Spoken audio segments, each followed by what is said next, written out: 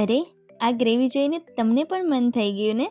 તો સ્વાગત છે આરસ ફ્લેવર ફ્યુઝનમાં. અને આજે બનાવી રહી છું હું મારા ઘરમાં જે બનતું દમાલું અને એકદમ ટેમ્પટિંગ ગ્રેવી. અને આમાં તો મેઇન તો એ જ છે કે ગ્રેવીનો જ કમાલ છે. તો અહીંયા ગ્રેવી કેવી રીતના હું બનાવું છું એનો એક પણ સ્ટેપ તમે સ્કીપ નહીં કરતા, વિડીયો એન્ડ સુધી જુઓ. તો સૌથી પહેલાં અહીંયા મેં લઈ લીધા છે મીડિયમ સાઇઝના 6 થી 7 જેટલા બટેકા, અને એમાં મીઠું નાખી અને બોઇલ કરવા મૂકી દીધા છે. અહીંયા પછી લઈ લેવાનું છે એક પેન, એની અંદર લઈ લેવાના છે સિંગદાણા, સાથે સફેદ તલ, પછી બધા ખડા મસાલા એટલે કે ચક્રફૂલ, તજ, લવિંગ, બધી વસ્તુઓ લઈ લેશું. અને એક તેજપાન લઈ લેવાનું છે. અને મસ્ત રીતે આ બધી વસ્તુને એકદમ વિધાઉટ ઘી અને ઓઇલ વગર જ તે આપણે રોસ્ટ કરી લેવાના છે. ડ્રાય રોસ્ટ કરશું અને ફટાફટ રોસ્ટ થઈ પણ જાય છે. તમે જોઈ શકો છો પીનટ્સનો પણ કલર ચેન્જ થઈ જાય અને તલ તો એકદમ તરત જ ફૂટવા માંડે છે.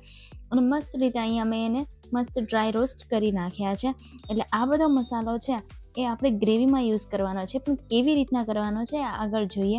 હવે ગેસની ફ્લેમને ઓફ કરી દેવાની છે. બધા રોસ્ટેડ જે મસાલા છે એને બધાને એકદમ ઠરવા દેવાના છે. ત્યાં સુધી અહીંયા મેં લસણ, ડુંગળી અને ટમેટાં લઈ લીધા છે. એક ગેસ ઉપર થઈ રહી છે બટેકા બોલ. અને અહીંયા જે વસ્તુઓ આપણે મસાલો કરવાનો છે એ મસ્ત એને ઠંડો કરવાનો છે, પછી જ ક્રશ કરવાનો છે, ત્યાં સુધી નહીં. અને અહીંયા લસણ ફોલવાનું મારે બાકી રહી ગયું હતું, એટલે હવે એ પણ હું ફોલી જ નાખું છું. લસણની કળી પણ આપણે 6 થી 7 જેટલી લેવાની છે. વધારે મોટા સાઇઝની હશે ને તો વધારે અનુકૂળતા રહેશે ફોલવામાં તે અને નાખવામાં પણ. અને અહીંયા મેં લઈ લીધા છે ટમેટા, એને પણ મોટા આવી રીતના જ કટ કરી નાખવાના છે, એકદમ બારીક નહીં, કારણ કે આ બધી વસ્તુઓની ડાયરેક્ટ ગ્રેવી જ બનાવી નાખવાની છે. અને મસ્ત એવા મોટા મોટા કટિંગ કરી નાખવાના છે. અને આજે તો હું તમને એ પણ કહેવાની છું કે હર વખતે આપણે ઘરે ડુંગળી સમારતા હોઈએ છીએ તો આંખોમાં બહુ પાણી આવતા હોય છે, પણ હવેથી નહીં આવે. કારણ કે એના માટે હું તમને એક સિક્રેટ કહેવાની છું.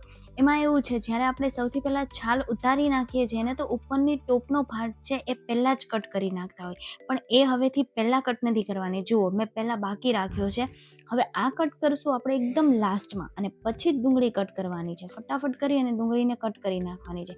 આ ભાગ આપણે હંમેશા પહેલાં કટ કરતા હોઈએ છીએ, એના કારણે વધારે આંખોમાં પાણી આવે છે. આજે તમે જોઈ શકો છો મને બિલકુલ પાણી નથી આવેલા મારા આંખમાં, કારણ કે મેં લાસ્ટમાં ઉપરનો જે ટોપનો ભાગ હોય છે લાસ્ટમાં કટ કરવાનો છે. અને આ પહેલાંના માણસોની કહેવાય ને, આપણા બાને, આપણા દાદીને એ બધા હતા, આપણા નાનીને, એ લોકો બનાવતા અને ત્યારે આ ટ્રીક હતી કે લાસ્ટમાં જ કરવાનું. એટલે બધું કટિંગ થઈ ગયું છે. હવે આ મસાલો છે એ પણ એકદમ ડ્રાય અને મસ્ત એવો ઠરી ગયો છે. તો હવે એને મિક્સર જારમાં પહેલાં ક્રશ કરી નાખવાનો છે. તો બધી વસ્તુઓ નાખી દેવાની છે. અહીંયા તમે તમારા ક્વોન્ટિટી વધારે ઓછી કરી શકો છો. મેં અહીંયા પીનટ્સ 1 વાટકી અને 1 વાટકી જેટલા તલ લીધા છે, અને બાકી બધા ખડા મસાલા 1-2 જેટલા અંદાજે લઈ લીધા છે. પણ એટલું નાખશો એટલે મસ્ત એવો ટેસ્ટ આવી જશે.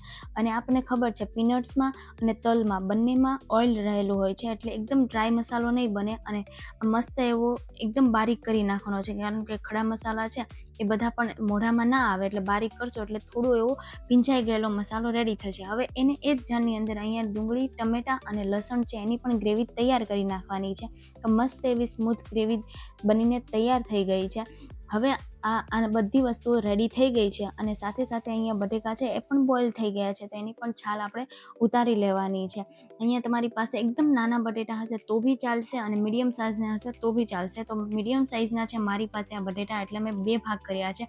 તમારી પાસે એકદમ નાના એવા જેને આપણે બટેકી કહીએ છીએ એ બટેકી હોય તો તમારે શું કરવાનું છે, ડાયરેક્ટ આખી જ રાખવાની છે. એ બી મસ્ત ટેસ્ટ આપે, અને વચ્ચેથી કાપા પાડી દો તો બી એમાં પણ ચાલે. હવે બધી વસ્તુ તૈયાર થઈ ગઈ છે, તો પેનમાં આપણે 2 થી 3 મોટી ટેબલ સ્પૂન જેટલું ઓઇલ લેવાનું છે. ઓઇલની ક્વોન્ટિટી થોડી વધારે રાખશું, જેથી કરીને ગ્રેવી એકદમ મસ્ત બને. ઓઇલ ગરમ થાય એટલે એમાં અડધી ચમચી જેટલું જીરું, અને જીરું પછી એની અંદર હિંગ નાખી દેવાની છે. અને તરત આપણે જે બનાવી એ પેસ્ટ છે, પ્યુરી, એ એડ કરી દેવાની છે. તમે જોઈ શકો છો ઓઇલનું પ્રમાણ થોડું વધારે રાખશો ને એટલે પહેલેથી જ તે એકદમ મસ્ત એવી ગ્રેવી બનવાની તૈયાર થઈ જશે. અને એમાં પણ આપણે જો દેશી ટમેટા યુઝ કરશો એટલે એકદમ ખાટી મીઠી ગ્રેવી થશે. એટલે બને તો એ જ દેશી ટમેટાનો યુઝ કરવો. મસ્ત એવી તમને લીંબુ પણ નાખવું નહીં પડે, અને બહુ મસ્ત એવા બટેકા છે આ દમાલું એ બનીને તૈયાર થઈ જશે. અને બટેકા હર વખતે મોસ્ટલી માણસો શું કરતા હોય છે કે એની અંદર ઓઇલમાં એને આવી રીતના સાતળી દે છે, પણ અહીંયા ડાયરેક્ટ બનાવશો ને તો બી મસ્ત બનશે. હું હર વખતે આવી જ રીતના બનાવું છું. હવે ગ્રેવી થોડીક ચડે એટલે એની અંદર હળદર અડધી ચમચી નાખી દેવાની છે, અને પછી ટેસ્ટ પ્રમાણે મીઠું નાખી દેવાનું છે. મેં બટેકા બોઇલ કર્યા ત્યારે પણ મીઠું નાખેલું છે, એટલે એક વસ્તુ ધ્યાન રાખશું કે આપણે જરૂર પ્રમાણે જ ગ્રેવી પૂરતું મીઠું એડ કરવાનું છે અને મસ્ત ગ્રેવીને હલાવી લેવાની છે. બધી વસ્તુ મિક્સ થઈ જવી જોઈએ અને એને હવે ઢાંકી અને 2 થી 3 મિનિટ માટે આપણે રહેવા દઈશું. 2 થી 3 મિનિટ થાય એટલે ઉપરનું ઓઇલ છે એ રિલીઝ થઈ જશે, એટલે ગ્રેવી આપણી મસ્ત એવી ચડી ગઈ છે. કારણ કે ટમેટાને ચડતા વાર નથી લાગતા, પણ ડુંગળીને થોડી ચડતા વાર લાગતી હોય છે, એટલે એને થોડી વાર ચડવા દેવાની. પછી જે મસાલો બનાવ્યો છે આપણે પીનટ્સ ને તલવાળો, એ મસાલો છે બધો એડ કરી દેવાનો છે. આની અંદર ખડા બધા મસાલા મેં એડ કરેલા છે, એટલે આની અંદર અત્યારથી જ ગ્રેવીમાં મસ્ત એવો ટેસ્ટ આવી જશે અને એની થિકનેસ પણ તમે જોઈ શકો છો ધીરે ધીરે થીક થવા લાગશે. કારણ કે તલ નાખેલા છે અને સિંગદાણા છે એટલે થોડું થીક તો થવાનું જ છે અને મસ્ત એવું, ને એમાં પણ ઓઇલ રહેલું હોય છે, એટલે હવે મસ્ત એવું ઓઇલ પણ એમાંથી રિલીઝ થશે, એટલે એકદમ ગ્રેવી થીક બને છે અને મસ્ત એવી તમે જોઈ શકો છો. હવે એમાં જરૂર મુજબ પાણી એડ કરવાનું છે, તો અહીંયા મેં મિક્સરની જારમાં થોડું પાણી એડ કરી અને મસ્ત એવી એને જ વીછળી અને પછી એડ કરી દીધું છે, એટલે બંને વસ્તુ આપણે યુઝ થઈ જાય. તો અહીંયા અડધી પોણી વાટકી જેટલું મેં પાણી એડ કર્યું છે, કેમ કે થીક થઈ જાય છે એટલે ગ્રેવીને થોડી પતલી કરવાની છે. હવે બધા સિઝનિંગ કરી દઈશું. તો 1 મોટી ચમચી લાલ મરચું, 1 ચમચી ભરી અને એડ કરશું કાશ્મીરી મરચું, એટલે કે કલર આવી જાય. એની અંદર એડ કરવાનું છે 1 ચમચી ધાણા જીરું અને અડધી ચમચી જેટલો ગરમ મસાલો, થોડોક એવો તે નાની ચમચી જેટલો એડ કરવાનો છે. ગરમ મસાલો વધારે નથી એડ કરવાનો, એનું કારણ છે કે આપણે બધા ખડા મસાલા એની અંદર એડ કરી દીધા છે અને પછી એને સરસ રીતે હલાવી લેવાનું છે લમ્સ ફ્રી, અને પછી ઢાંકી અને 1 થી 2 મિનિટ માટે રહેવા દેવાનું. બધું ઓઇલ જ્યાં સુધી રિલીઝ ના થાય ત્યાં સુધી એને રાખવાની છે અને પછી જે બટેકા છે એને એડ કરવાના છે. અહીંયા બટેકા મસ્ત રીતે એડ કરી નાખ્યા છે. ઘણીવાર આપણે શું ભૂલ કરતા હોઈએ, મોસ્ટલી વ્યુઅર્સ ભૂલ કરતા હોય છે કે બટેકા એડ કરે અને પછી 1 જ મિનિટ માટે એને રહેવા દે ગેસ ઉપર, એટલે બટેકા અને ગ્રેવી બંને અલગ અલગ દેખાતા હોય છે.